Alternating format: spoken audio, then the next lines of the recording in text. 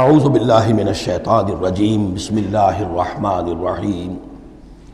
لقد صدق اللہ رسولہ الرؤیا بالحق۔ اب ایک شبہ کا ازالہ ہو رہا ہے کہ کچھ لوگوں کو یہ خیال پیدا ہوا ہوگا کہ رسول کا تو خواب بھی سچا ہوتا ہے اور وحی کے درجے میں ہے۔ حضور نے ہمیں فرمایا تھا کہ میں نے خواب دیکھا ہے کہ ہم عمرہ کر رہے ہیں تو چلو، اور یہاں ہم عمرہ نہیں کر سکے تو رسول کا خواب جھوٹا ہو گیا۔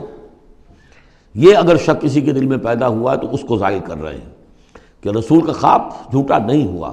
یعنی یہ کہ اس میں جب حضور سے پوچھا بھی گیا آپ نے تو فرمایا تھا کہ ہم عمرہ کریں گے، تو آپ نے فرمایا تھا یہ میں نے کب کہا تھا کہ اسی سال ضرور کریں گے، عمرہ کریں گے، چنانچہ اگلے سال وہ عمرہ ہوا۔ سن 7 میں اسے عمرہ قضا کہتے ہیں، جو صلح حدیبیہ میں طے ہو گیا تھا کہ اگلے سال آپ آئیے عمرہ کیجئے، تو عمرہ قضا جو ہے یہ عمرہ چونکہ رہ گیا تھا درمیان میں ہی بند ہو گیا، تو عمرہ قضا، اس عمرے کی قضا اگلے سال جو ہے سن 7 میں آپ نے دی، اور 3 دن تک قریش نے مکے کو خالی کر دیا، پہاڑوں پر چڑھ گئے اور مسلمان 3 دن تک مکے کے اندر مقیم رہے، انہوں نے اپنے اطمینان سے عمرہ ادا کیا۔ تو فرمایا لقد صدق اللہ رسولہ الرؤیا بالحق، اللہ نے بالکل سچا دکھایا خواب اپنے رسول کو، اس میں قطعاً کسی جھوٹ کا شائبہ نہیں۔ لَتَدْخُلُنَّ الْمَسْجِدَ الْحَرَامَ إِنْ شَاءَ اللَّهُ آمِنِينَ مُحَلِّقِينَ رُؤُوسَكُمْ وَمُقَصِّرِينَ لَا تَخَافُونَ، تم اے مسلمانوں لازماً داخل ہوگے مسجد حرام میں انشاءاللہ پورے امن کے ساتھ، آمنین بے کھٹ کے، محلقین رؤوسکم و مقصرین، اپنے سروں کو حلق بھی کراؤ گے اور قصر بھی کراؤ گے۔ سر منڈوا دینا احرام کھولتے ہوئے یہ گویا کہ حلق ہے، اور چھوٹے بال کر دینا یہ قصر ہے۔ تو محلقین رؤوسکم و مقصرین لا تخافون، اور تمہیں کوئی اندیشہ نہیں ہوگا،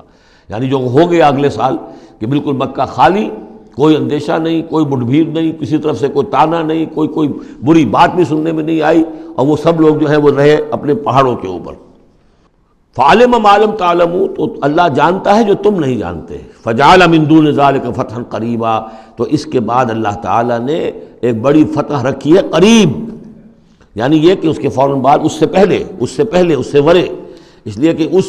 عمرہ قضا سے پہلے فتح خیبر ہوئی ہے، اور بہت جو مغانم کا تذکرہ ہو رہا ہے اس میں جو غنیمت آئی ہے بہت نمایاں، وہ غزوہ خیبر کی ہے۔ ایک تو یہ کہ یہودیوں کا گڑھ تھا، بہت مالدار تھے، پھر یہاں سے جو گئے تھے 2 قبیلے نکل کر گئے تھے، وہ بھی اکثر ان میں سے وہیں آباد ہو گئے تھے، تو وہ ان کی بڑی جمعیت تھی وہاں پر، اور یہودی ویسے مالدار ہوتے ہیں،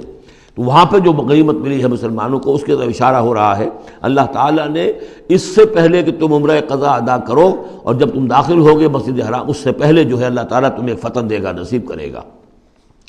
اب وہ آیت آ گئی، هو الذی ارسل رسولہ بالہدی ودین الحق لیظہرہ علی الدین کلہ، یعنی یہ جو سلسلہ اب جا رہا ہے، صراط مستقیم، سیدھا راستہ کس منزل کی طرف جا رہا ہے؟ دنیا میں مسلمانوں تمہاری جد و جہد کی منزل کیا ہے؟ اللہ کے دین کا غلبہ، اس لیے کہ ہم نے اپنے رسول کو بھیجا ہی اس کام کے لیے۔ یہ سورہ توبہ میں آیت ہم پڑھ چکے ہیں، فرق صرف یہ ہے کہ وہاں پر تھا هو الذی ارسل رسولہ بالہدی ودین الحق لیظہرہ علی الدین کلہ ولو کرہ المشرکون، یہاں آخری حصہ ہے وکفی باللہ شہیدا، لیکن سورہ توبہ والی آیت جوں کی توں پھر سورہ صف میں آ جائے گی، وہ بھی اب زیادہ دور نہیں رہی ہے، وہ بھی ہم جلدی پڑھیں گے۔ تو اللہ نے تو بھیجا ہے اپنے رسول کو صلی اللہ علیہ وسلم الہدا دے کر، یعنی قرآن حکیم جو ہدایت کاملہ ہے، نو انسان را پیام آخری حامل او رحمت للعالمین، هو الذی ارسل رسولہ بالہدی ودین الحق، اور دین حق دے کر بھیجا ہے۔ یہ دین کی بات کیجئے، اب دیکھیے الدین، ان اقیم الدین، اللہ کے دین کو قائم کرو۔ ام لہم شرکاء شرعوا لہم من الدین ما لم یأذن بہ اللہ، کیا ان کے شریکوں نے بھی کوئی دین دیا ہے انہیں؟ اللہ نے انہیں دین حق دیا ہے، اور دین حق اس لیے دیا ہے کہ اسے غالب کرے کل کے پورے نظام زندگی کے اوپر، پورے نظام زندگی پر۔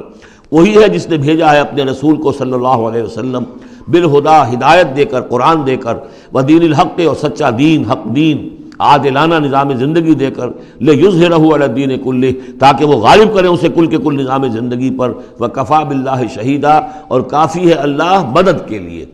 عام طور پر ترجمہ یہاں پر گواہ کا کیا گیا ہے، آپ نے دیکھا ہوگا، لیکن یہاں اس لفظ شہید کا مطلب جو مدد کے ہے۔ اس کے لیے یہ کہ نوٹ کیجئے جو سورہ بقرہ کے 30 رکوع میں آیا تھا،